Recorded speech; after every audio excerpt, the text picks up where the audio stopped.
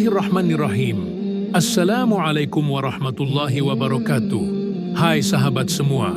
Alhamdulillah, kita dipertemukan lagi dalam video yang insya Allah penuh manfaat dan inspirasi Islami. Yuk, bersama-sama kita perkuat iman dan amal, agar selalu mendapat berkah dan ridho Allah Subhanahu wa Ta'ala.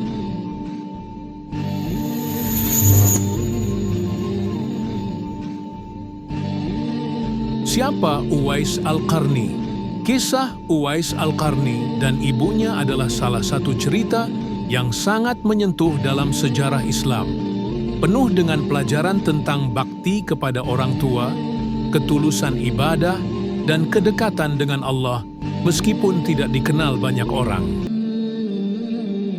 Uwais Al-Qarni adalah seorang tabi'in, generasi setelah sahabat Nabi yang berasal dari Yaman.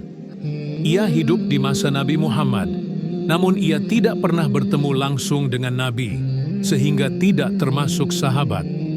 Meskipun begitu, Rasulullah sangat memuliakan Uwais karena ketaatannya kepada ibunya dan kesalehannya yang luar biasa.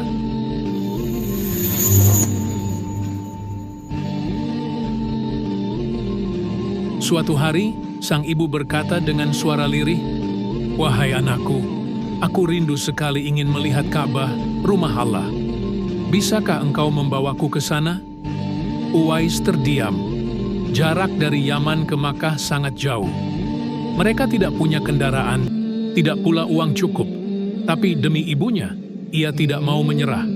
Tanpa banyak bicara, Uwais mulai melatih dirinya. Lalu muncullah ide yang tidak biasa. Uwais memelihara seekor anak lembu.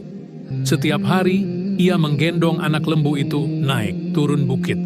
Orang-orang desa heran, bahkan menertawakannya. "Apa gunanya kamu menggendong lembu setiap hari?" tanya seseorang. Tapi Uwais hanya tersenyum. Hari demi hari berlalu, anak lembu itu tumbuh besar, dan tubuh Uwais pun makin kuat. Otot-ototnya terbentuk karena latihan itu. Setelah beberapa bulan, saat lembu itu sudah besar, dan Uwais mampu mengangkatnya dengan mudah.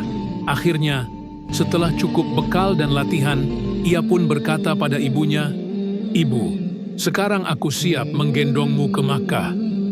Uwais memanggul ibunya di punggungnya, dan mereka berjalan kaki menuju Makkah. Melewati padang pasir yang terik, malam yang dingin, dan jalanan berbatu. Tapi Uwais tidak pernah mengeluh. Karena yang ia pikul bukan hanya tubuh ibunya, melainkan cinta dan harapannya. Setelah menempuh perjalanan jauh dari Yaman, menyeberangi bukit, gurun, dan malam-malam dingin, Uwais Al-Qarni akhirnya tiba di Makkah, menggendong ibunya yang lumpuh di punggungnya. Wajahnya lelah, kakinya luka, tubuhnya dibasahi keringat dan debu perjalanan. Tapi di matanya ada cahaya ketenangan. Di hatinya ada rasa syukur yang tak bisa dilukiskan dengan kata-kata. Sesampainya di pelataran Masjidil Haram, Uwais menurunkan ibunya dengan penuh hati-hati. Sang ibu menatap Ka'bah sambil menangis haru. "Wahai anakku, ini rumah Allah. Aku sudah tidak meminta apa-apa lagi dalam hidupku. Kau telah membawa ibumu yang renta ini ke tempat paling mulia di bumi." Mereka melaksanakan ibadah haji bersama. Uwais membantu ibunya dalam setiap rukun haji dengan penuh kelembutan. Tak sekalipun ia mengeluh. Semua lelahnya adalah cinta. Setelah selesai, sang ibu berkata, "Anakku, kini izinkan aku pulang ke hadapan Tuhanku. Aku ridha kepadamu sepenuhnya." Tak lama setelah itu, ibunya wafat di Tanah Suci. Uwais memakamkannya dengan tenang. Ia tidak mengabari siapapun.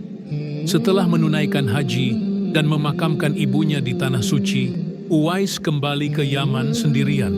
Tidak ada yang tahu bahwa ia baru saja melakukan perjalanan luar biasa, menggendong ibunya ribuan kilometer demi memenuhi satu harapan terakhir. Ia tidak membanggakan amalnya, tidak pula bercerita ke orang-orang tentang pengorbanannya. Ia hanya kembali ke kehidupannya yang biasa, hidup miskin, sederhana, tapi penuh cahaya ketulusan.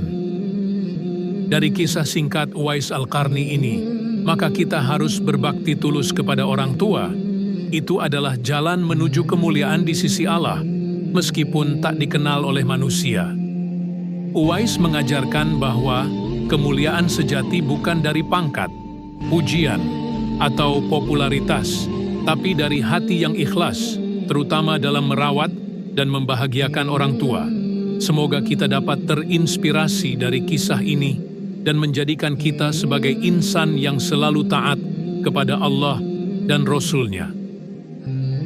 Support Syahdu Channel dengan like, komen, dan subscribe agar bisa terus semangat untuk menceritakan kisah-kisah yang penuh berkah. Amin. Terima kasih. Wassalamualaikum warahmatullahi wabarakatuh.